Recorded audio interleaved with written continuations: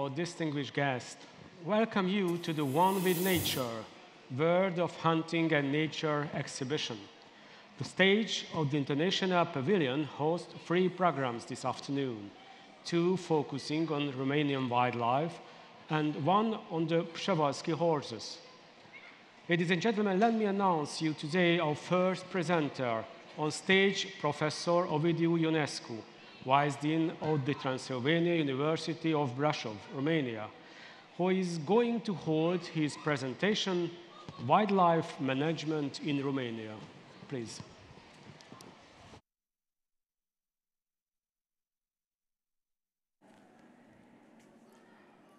Hello, everybody. I would like to tell you some words about wildlife management in Romania, about what are the achievements and what are the challenges for this very, very important activity. So, on the screen now, you have the distribution of the hunting areas. There are over 2,000 hunting areas.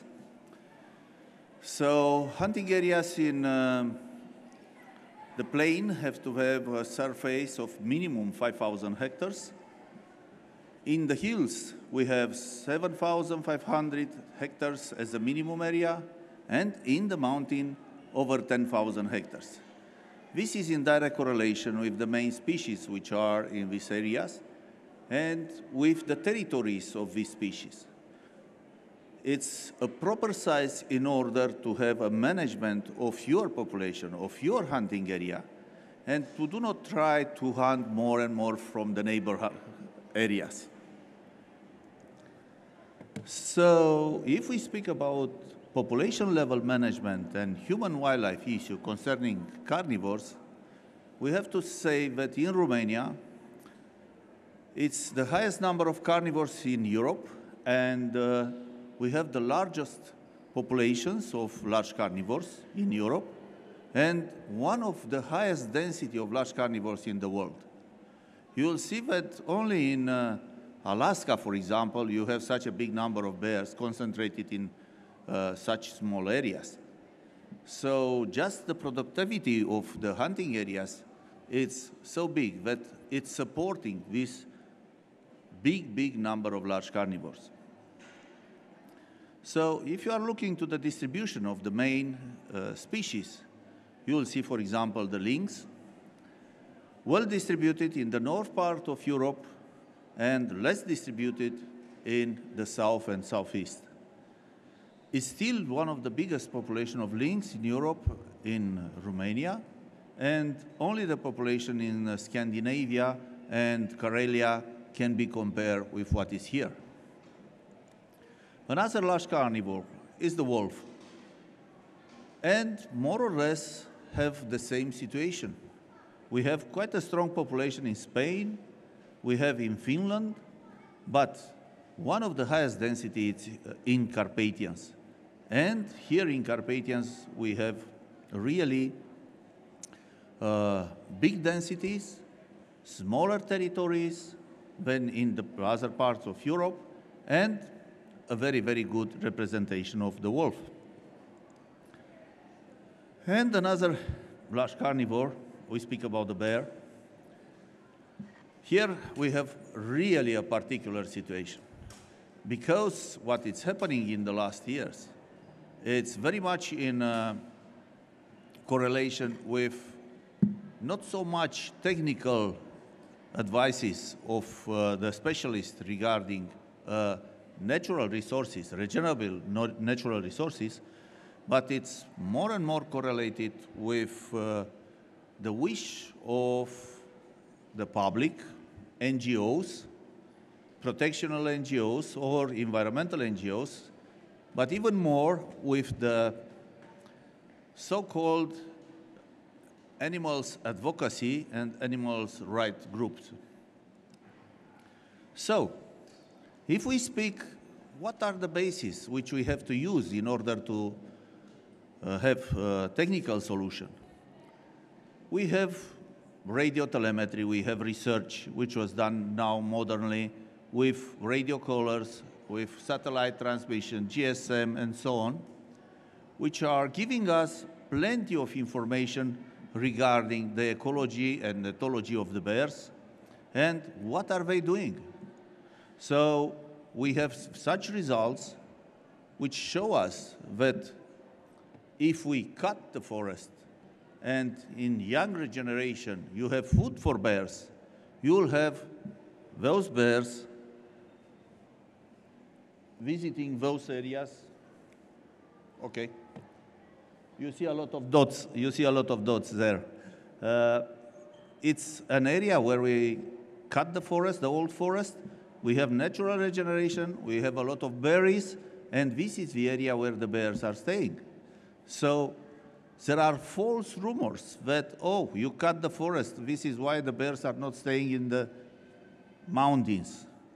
No, if you cut the forest, you have young regeneration, you have berries, you have area for feeding for bears, and not only for the bears, for deer and so on.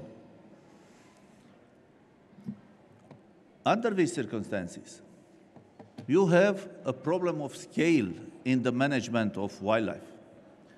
You have to think regional but act local. So you have to see what is the situation in each of these areas and in order to come with solutions for the management of the wildlife. Size of the hunting areas, it's important. And it's a great diversity of solution in order to establish what has to be done in the management of the wildlife. So we are coming here to an old and never solved problems. The presence of large carnivores is creating problems.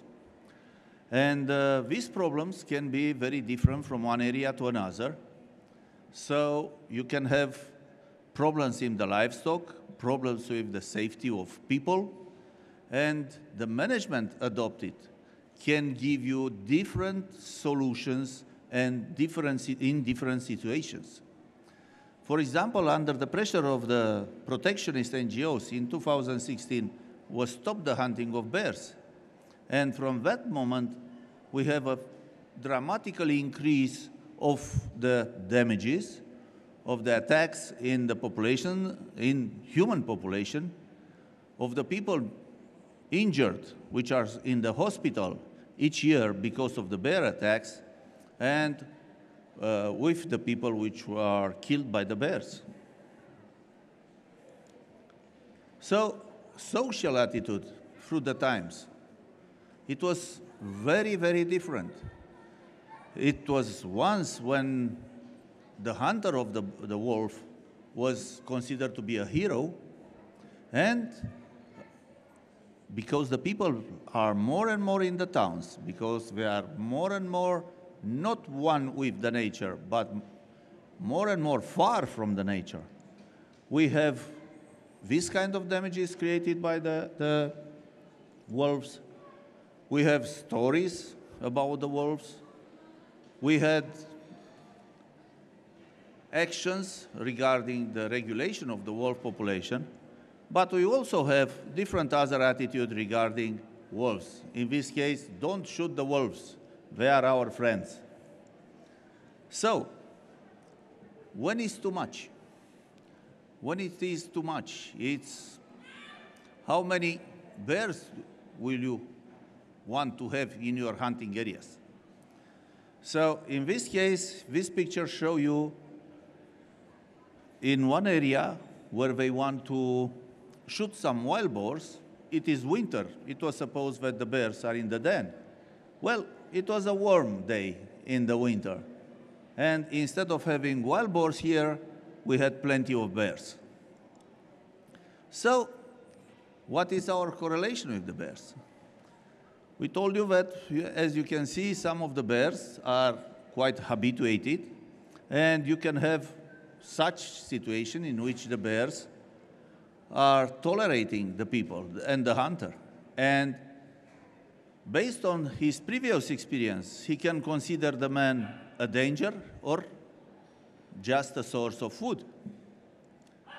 So we try different methods in order to get rid of some bears. And we try, for example, translocation. It was not working. It was working only for one category of large predators, young bears of 2 and 3 years. And in this case, it's a map in which we catch a bear in the town, we relocate that bear 60 kilometers away in straight line, in the mountains, in a good area where they found everything what they need. But that area was occupied by other bears, stronger, older. So the bear came back again in the town in less than 10 days. As you can see, an overpopulation can create really big problems. This is in the middle of a town of 300,000 inhabitants, and you can see that the bears are going to self-bank. Well, in this case, no, it's going to the garbage dam. But you can have this kind of situation, where you see it's a triangulizing syringe in the back of the bear, but the bear tried to go inside of that, on the roof of that apartment. So there are also these kind of situations, where people are quite crazy. That is not a bear from the circus. That is a bear from the forest. And yeah, this is how this bear behaves, because his relation with the people do not tell him that people are a danger. So monitoring of the status of the mammals in Romania is based on research. It's done in order to see the distribution area, the densities, and the size of the population. And we are doing this annually. Practically, hunting organization and forest administration is who is doing this. And we have also the monitoring done by the Research Institute and the universities under Article 17 of Habitat Directives. And based on this, you see how the population is going. So we see that the game species, all of them in Romania are under favorable conservation status. So here is, let's say, the problem. Because some of the population, which are protected, rare in the west of Europe, are very well represented in Romania. And under this representation, having these species under strict protection, you can use them, hunt them, only with derogations. And this is like the fireman. You do not prevent the damages created by these animals. You just react to the damages. And this is not the way in which we have to do the management of these species. So what we take into consideration in the management of the game species are also the ecological corridors for habitat and species in Romania. And we have different research projects. We had a lot of species which we use like umbrella species in order to determine what are the ecological corridors. And these ecological corridors are integrated in the system of protected areas in order to maintain the connectivity of this of the population of these species. So what are the research direction in order to obtain this data, to have more and more data on which management has to be based? We have wildlife monitoring and inventory. It is done, as I told you, year by year by the game administrator together with hunting association and forest administration. We have ecological modeling and landscape genetics of these species. So we make a genetic analysis to see the variability of these species. We have species conservation. Wherever we really see that one species is in danger, we have to take measures in order to recover that species, and we have quite good examples, starting from chamois to beaver, where we have reintroduction of these species in Romania, and they developed a good population in this moment. We have species reintroduction and population forensic and genetics in order to see what are the events in the life of a population which is influencing it. So if we speak about population level management, we would like to have more wildlife game in wider suitable range. We would like to have good science to inform political decision.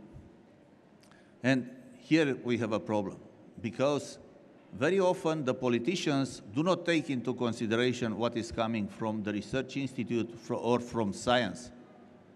They are quite sensible to whatever is coming from whoever is crying more in the media. And if they think that the political vote will go in one direction, they will not take the technical decision. They will take just the political decision. And under these circumstances, the technicians which are involved in game management have to adapt their management to whatever the political decision is. And this is creating quite big problems, which are sometimes not in favor of wildlife. So the management of the biological population has to take into consideration a really biological population, not the political or administrative one. And hunting and lethal control, it is and has to be accepted in order to maintain coexistence. The management of the wildlife in North America, for example, it's based on separation of human activity and conservation of wildlife. In Europe, we do not have this. We have the concept of coexistence. So in the same area, we have to have human activities and we have to have wildlife in order to maintain suitable population of wildlife. And of course, conservation with people support. If I want to have conservation, but I do not have the support of the people, it will be very difficult for us to obtain, to achieve our goals. So we have to have freedom in the management, but with frames. Because without these frames, we can try to have a management which is not realistic. So we have avoidance of habitat fragmentation, and all the activities with potential negative impact for wildlife has to be done after a careful analysis with mitigation measures if they can be avoided. So all these new buildings of highways, and unfortunately in Romania is not really the case of building too much highways, but even so, when you are building one, you have to take measures in order to maintain the connectivity of the populations. And this is done. So we have big population of some species. And this is not only for large carnivores. We have big population, for example, of these Anser albifrons. And sometimes under the pressure of these NGOs, you take quite crazy decisions. So we have millions of Anser albifrons, and they create big problems in some agriculture areas. If you do not allow hunting of this, you will have an economic impact on agriculture quite a lot. And this is just one example. We have species which are in a favorable conservation status, which are in the mountains, and for which we make reintroduction in some of the Carpathian areas. And they are in good number. And now all the proper habitat for chamois, for example, are occupied with chamois. But we have, and also this kind of species. Otistarda, big bustard, a great bustard.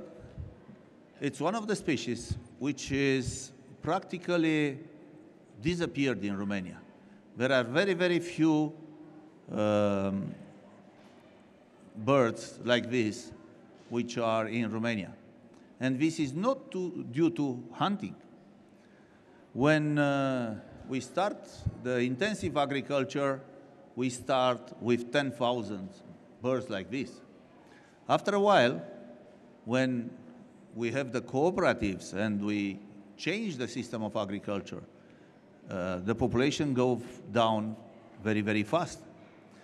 And even if we stop hunting, anyhow, we hunt only males, and these do not have an influence in the dynamic of the population. We stopped hunting when they were 5,000, but still the population was going down just because the way in which we are doing agriculture. So, in reintroduction, here maybe we need the experience of our host country, because they have very good programs in order to reestablish the great bastard. So, in reintroduction of species, we make the analysis of the species which were disappearing in the history of, let's say, modern history of Romania. And one of the examples was the beaver. So we had a program of reintroduction, and in this moment, we want to reintroduce beavers in order to become a game species whenever the population developed a lot. We successfully did this. We had a lot of beavers in this moment, spread it more or less in all the habitats favorable for his existence. In the area where we reintroduce at the beginning this species, we have quite a big and dense population, but still we have problems in changing the status of the beaver, because now it's completely protected and it's creating damages, and we have to take measures in order to reduce the population in areas where they are producing these damages, and to take out some of the beavers in that area. We have also other type of management. It's Canis aureo, golden jackal, which is increasing more and more in Romania. And now, each year, we hunt over 15,000 jackals in Romania. And this is the official harvest. So, under these conditions, with this more or less invasive species, is not fulfill the requirement of the EU, but for Romania, it's an invasive species, which was starting to appear in 1 or 2 individuals in the 70s, and now we hunt more than 15,000, and still they are in a very dense number. So this new species is creating problems for biodiversity conservation, and we really have to take measures in order to keep under control such an explosive dynamic of the population of the jackal. So what we have to do is adaptive management. Management which has to be seen as a process. All the times, everybody is complaining that, oh, we don't have enough data. We have to take action based on the data which we have. Under these conditions, you take actions, you monitor the results, and see in which direction everything is going. Under these conditions, you monitor the result of your action, and you see if they are working or not. Well, we have quantitative models, we have the following of the measures, and you follow the prediction. It's happening or not. Under these conditions, you have to see what are the results of your measures. So, adaptive management has more layers. You have to consider various actions to meet management objectives. You have to predict the outcome of this management action based on what is currently known. You have to implement properly the management actions. You have to monitor, to observe the results of this action, and using the results to update your knowledge and to adjust. And all the time, whatever is coming new from the science, you have to apply in order to have better management. Okay, that was my short presentation about wildlife management in Romania. It is more to be said about, but I would like to hear your questions about. Chiar să ne începem. Thank you.